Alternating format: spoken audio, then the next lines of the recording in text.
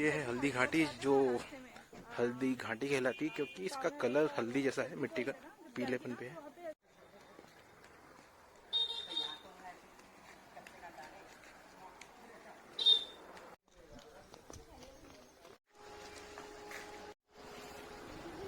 हम आ चुके हैं हम चेतक समाधि, जो महाराणा प्रताप का घोड़ा था, जिन्होंने उनको बचाया था नाला पार करके और पैर कटने के बाद भी, तो उनकी समाधि यहाँ पे बनाई गई थी। ये है चेतक घोड़े की समाधि। यहाँ उनको दफनाया था और वहाँ कहीं पहाड़ों के पीछे वो नाला था जहाँ उनकी मृत्यु हुई थी। वहाँ से उठा के उनको यहाँ लाए थे क्योंकि यहाँ पहले से ही एक पौराणिक शिव मंदिर था। महाराणा प्रताप शिव जी के भक्त थे, तो उन्होंने पास में ही उनकी समाधि भी बना दी। ये महाराणा प्रताप के समय के नंदी जी हैं, जिनको मुगल सेना ने खंडित कर दिया था। फिर बाद में नए नंदी जी बिठाए गए। शिवलिंग तभी का है, ये खंडित नहीं हुआ। और साथ में मंदिर का शिखर भी वही है पुराना, ये भी सही है। और उसके साइड में चेतक की समाधि। ये दीवार के ऊपर लिखा हुआ है 1999 का बोर्ड।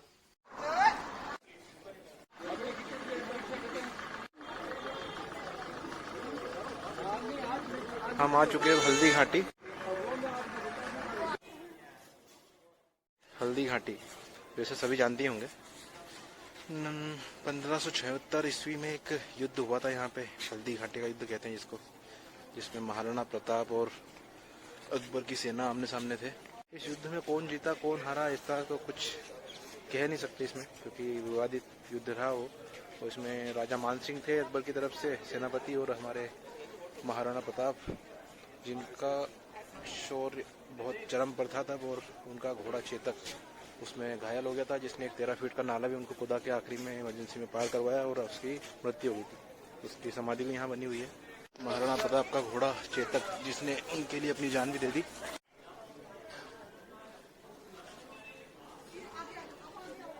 ये रहे महाराणा प्रताप। पहले घोड़े के मुंह पे ऐसा हाथी जैसा मुंह और उनके सूंड जैसे कवच पहनाए जाते थे। उससे क्या होता था कि सामने यदि कोई हाथी है तो उसको छोटा हाथी या बच्चा समझ के उसके ऊपर आक्रमण नहीं करता था, और हाथी एक दूसरे पर आक्रमण ज़्यादा करते भी नहीं है।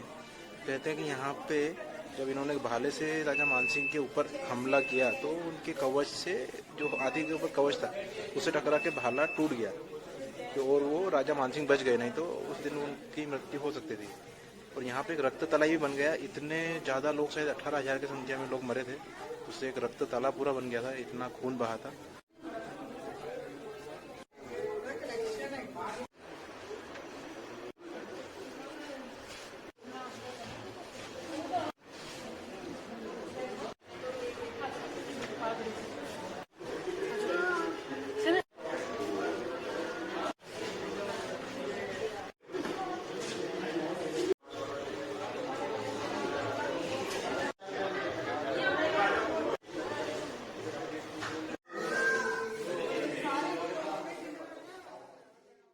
ये सब वो पीर हैं जो महाराणा प्रताप के साथ हल्दी घाटी के युद्ध में लड़े।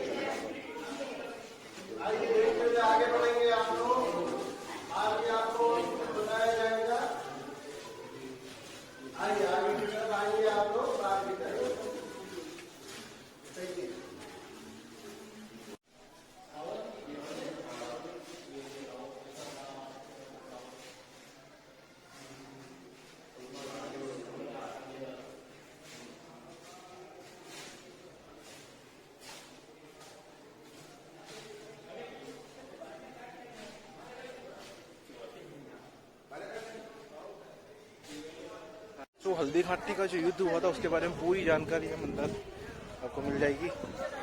मीडिया और फोटोग्राफी और सबके थ्रू पूरा बनाया हुआ है, तो एक्सप्लेन करेंगे। एक शॉर्ट मूवी भी है, तो मैं बताऊं उससे बेटर है आप खुद सुन लें अंदर जाके। हल्दी घाटी का घमासान युद्ध हुआ था।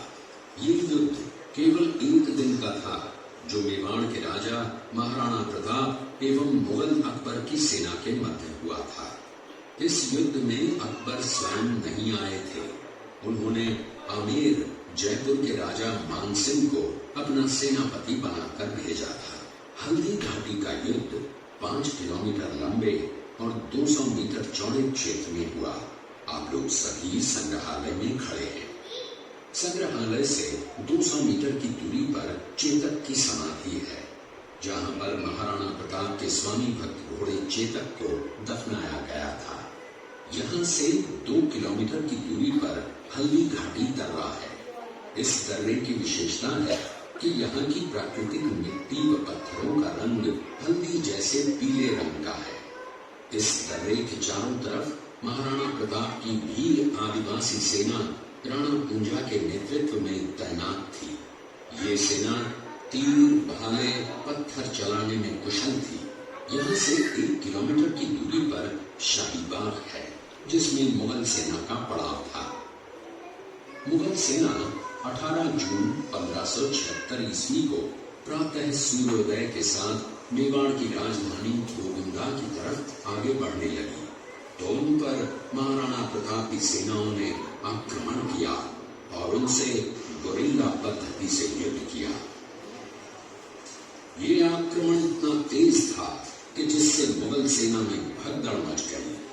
महाराणा प्रताप की सेनाओं ने मुगल सेना को यहाँ से 3 किलोमीटर दूर पीछे समतल क्षेत्र में, जहाँ अभी खमनोर गांव है, वहां तक खदेड़ दिया।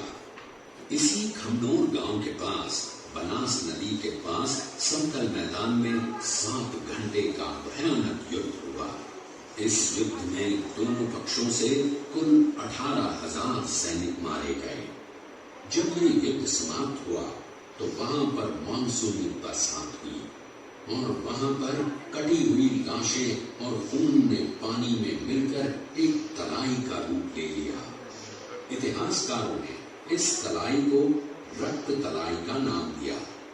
इस युद्ध में ग्वालियर का एक पूरा राज परिवार, जिसमें राजा राम शाह तंवर और उनके 2 पुत्र थे, शहीद हो गया। यहीं पर एक बगीचा बनाया हुआ है और जो इस युद्ध में शहीद हुए थे उनके स्मारक इसी बाग में बने हुए हैं। सोनगरा की पुत्री एवं महाराणा उदय सिंह की महारानी जयवंत कंवर की कोख से विक्रम संवत 1597 में अर्थात 9 मई 1540 को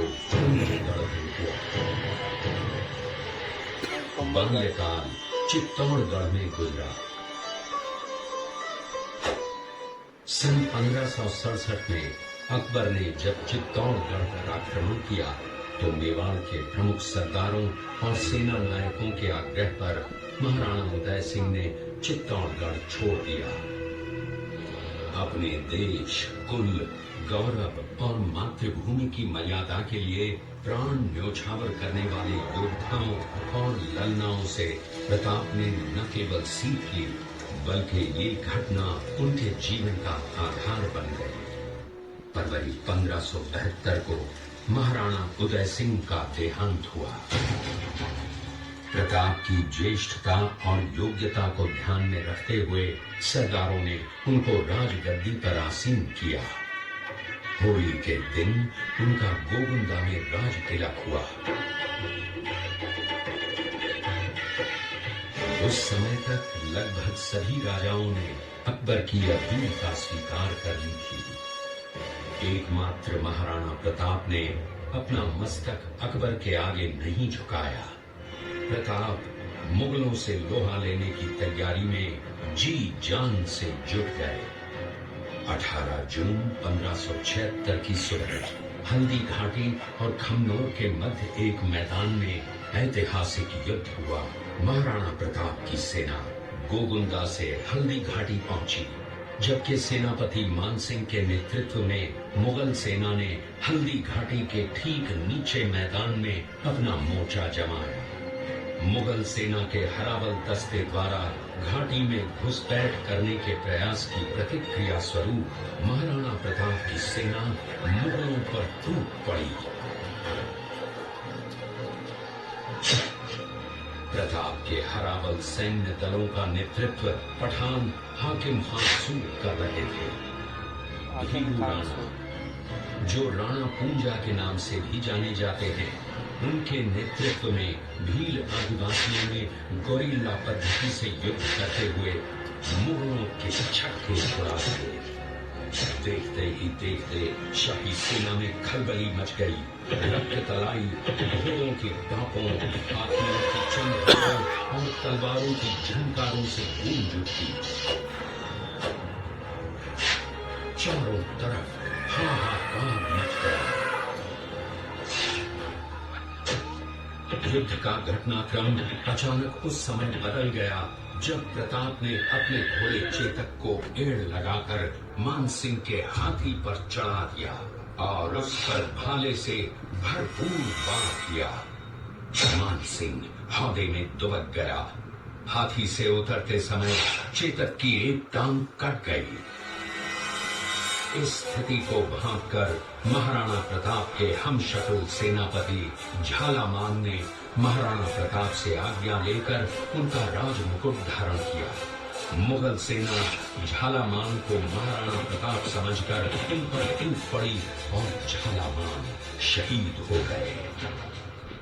उधर चेतक ने अपने स्वामी को 5 किलोमीटर तक 3 टांगों पर ही लेकर एक बरसाती नाले को पार किया। उसके पश्चात उसके प्राण पखेरु उड़ गए। इस युद्ध से महाराणा प्रताप के मन पर गहरा प्रभाव पड़ा। परिणाम स्वरूप उन्होंने मुगलों पर विजय प्राप्त करने तक राजसी ठाट बाट छोड़ने और पत्तों पर भोजन करने का प्रण लिया, जिसे उन्होंने जीवन भर निभाया। महाराणा प्रताप ने अपना सैन्य बल बढ़ाकर सर्वप्रथम अरावली पर्वत की घाटियों में बसे दिवेर पर चढ़ाई कर विजय प्राप्त की। इसके बाद कुंभलगढ़ पर भी विजय प्राप्त की। सिर्फ चित्तौड़गढ़ को छोड़कर सारे मेवाड़ को अपने अधीन कर लिया। कालांतर में महाराणा ने चावंड में अपनी राजधानी स्थापित की।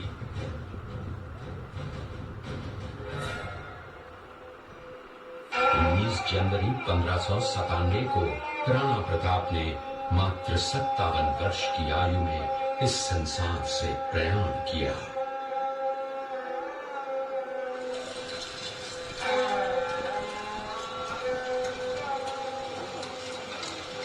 हल्दी घाटी का युद्ध एक सांप्रदायिक युद्ध न होकर आत्मसम्मान, मातृभूमि की स्वतंत्रता व स्वाधीनता का संघर्ष था। इसका प्रमाण ये है कि जहां पर अकबर की सेना के सेनापति जयपुर के राजा मानसिंह थे, वहीं पर महाराणा प्रताप की सेना के सेनापति काबुल के हाकिम खां सूर थे। महाराणा प्रताप स्वतंत्रता की वेदी पर एक ऐसा अंगारा था जो आत्मसम्मान व देश गौरव के लिए दिन रात जलता रहा, धधकता रहा और अंत में बुझकर भी उसने देश में ऐसा लौह भर दिया जिसकी प्रखर किरणों ने भारत माता को गुलामी की जंजीरों से मुक्त कराने के लिए सदा प्रेरित किया। मेवाड़ की एक ऐसी मां थी जिसने अपने पुत्र का बलिदान देकर राजवंश की रक्षा की थी। उस मां का नाम पन्नाधाय था। पन्नाधाय जाति से गुर्जर थी। वो एक राजकुमार की धाई मां थी। दूसरी तरफ हाथ में तलवार लिए खड़ा ये बनवीर सिंह एक दासी पुत्र है। ये कुंवर उदय सिंह की हत्या करके मेवाड़ की राजगद्दी प्राप्त करना चाहता था। एक रात्रि बनवीर सिंह को मौका मिला। वो राजकुमार उदय सिंह के बड़े भाई विक्रमादित्य सिंह की हत्या करके राजमहल की तरफ आगे बढ़ा। इसकी सूचना पन्नाधाय को लग गई। कुछ समय तक पन्नाधाय चिंतित हुई। तभी पन्नाधाय ने अपने पुत्र चंदन को राजसी कपड़े पहनाकर पलंग पर सुला दिया और उदय सिंह को एक टोकरी के अंदर छिपाकर पत्तों से ढक के महल के बाहर निकालकर गुप्त रास्ते से कुंभलगढ़ भेज दिया। बनवीर सिंह जब तलवार लेकर राजकक्ष में आया तो उसने पन्नाधाय से कड़क आवाज में उदय सिंह के लिए पूछा तो पन्नाधाय ने चंदन की तरफ इशारा किया। बनवीर ने चंदन को उदय सिंह समझकर चंदन की हत्या कर दी और ये समझने लगा कि मैंने राजकुंवर उदय सिंह को मार दिया।